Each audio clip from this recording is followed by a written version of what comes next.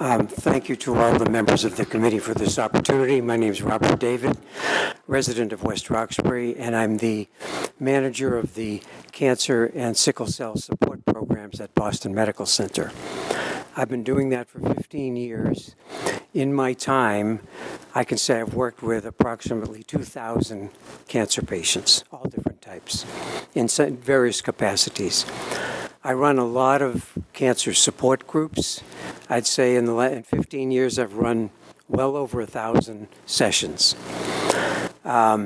Cancer, any type of cancer, is no picnic for anybody, as we all know, and I'm sure everyone in this room knows people who have experienced cancer.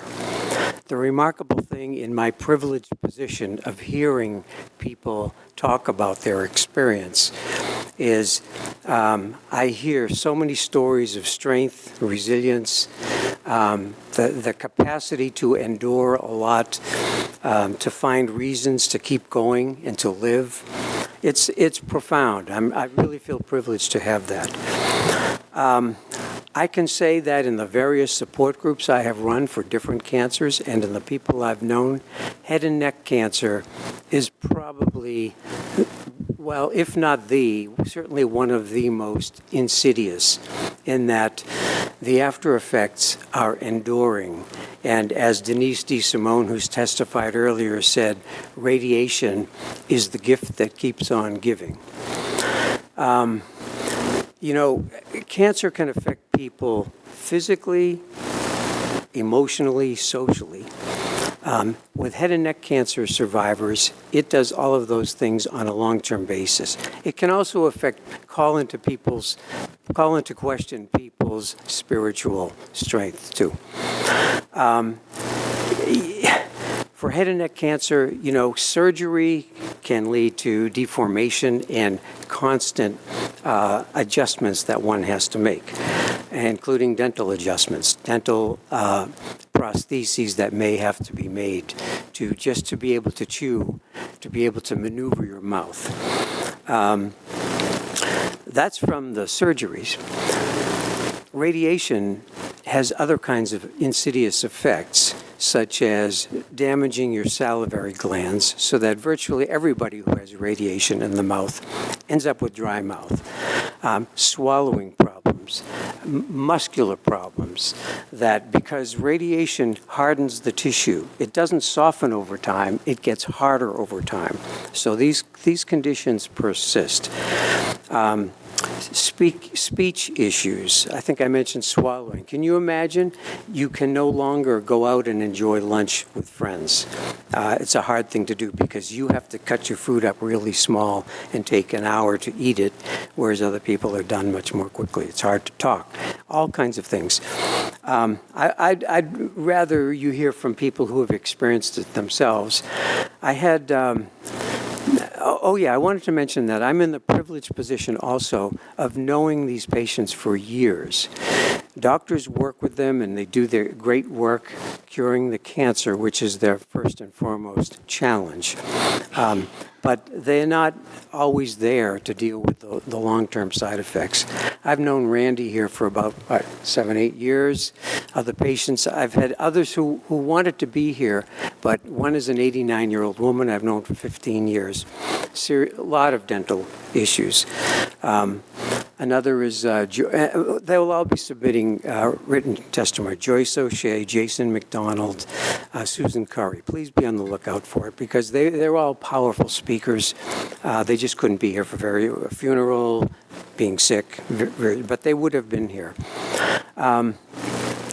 But I just want to say it's heartening to hear the voices of patients themselves. It's heartening to hear a lot of the testimony here today speaking in favor of the needs of patients. So with that, I'll wrap up my time. Thank you. Sure.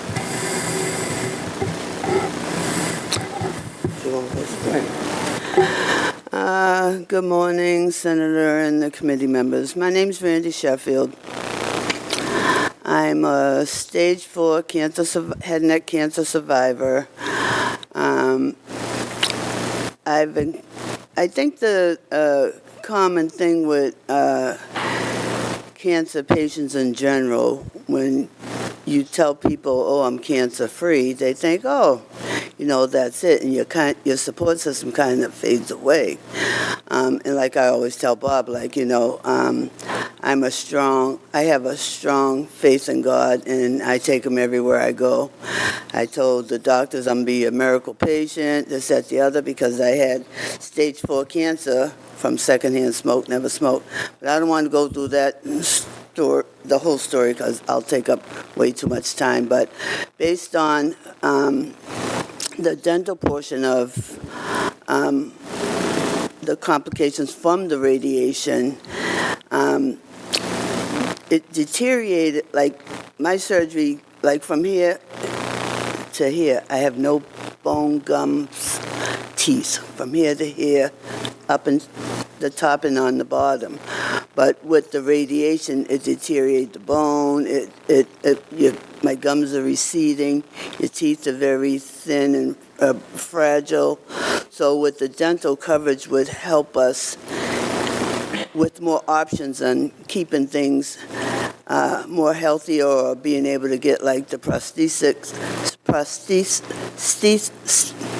My tongue is tied to this side. My mouth is numb because of the surgery. Like I can't tell if I'm drooling or I bite my lip, my gum. I had one tooth here, a molar they left there, but because of the deterioration of my bone from radiation, I'm sleeping on my left side. You know how my mouth is extremely dry. I'm like sometimes so dry, my tongue is like stuck to the roof of my mouth when I wake up. But I was sleeping on my left side, and I felt something in my mouth. I go to spit it out. The whole molar just fell out my mouth. The root, the whole tooth scared the daylights out of me, because they said, oh, if you get a hole over there, it'll never heal. It's constant complications. I panicked. And this, a lot of times people say, oh, you're cancer-free, but there's so many different things we have to go through because of the radiation, dental issues, and a lot of these things aren't covered, and that's why I'm here today. And I come from Taunton, and it took me over 2 hours to get here today because of traffic and everything, but I wanted to be here in person because it's very important to me, and I think passing this Bill 1094 will help us all in a better way to just kind of ease the rest of the issues that we have, because, like they said, it's a gift that's never ending, because this stuff is ongoing. And I always say, like, I don't feel like I've been through what I've been through. I don't like to think about it too long or look in the mirror too long, because I still don't feel like because when the doctor told me stage 4, I'm like, are you sure you got the right person? Because I feel fine, but here I am, a survivor of 10 years, so I'm very thankful for God for that, and I just pray that you guys put this through, because it will make it better for all of us.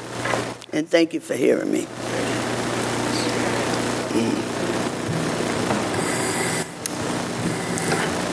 Hi, my name is Judi Burten. I'm from Newton, Massachusetts, and I'm an almost 20-year cancer survivor. I wrote up a whole thing, but much of what I wrote up has been said. When I was diagnosed, I was told I had the best kind of cancer because it was curable. But they never told me about radiation, the gift that keeps on giving. They never told me that the radiation would cause many, many issues later on. Maybe they didn't know it 20 years ago, but the costs to address situations that are occurring in my mouth are prohibitive for me to even be going and seeking getting things fixed. Last year, I had 3 crowns fall out. Fortunately, it was just the crowns, but I was told if they fall out again, I'm going to be facing probably total mouth reconstruction at some point, which would be prohibitively expensive. I'm diligent about my care of my oral cavity because I have to. All of the things that everybody else has said, I've had, and then some. I don't want to take up the time of the committee going through the detail, but to please consider passing 1094 for the benefit of us and for all of the people that are upcoming would be greatly appreciated for the time that any of us may need it. Thank you very much.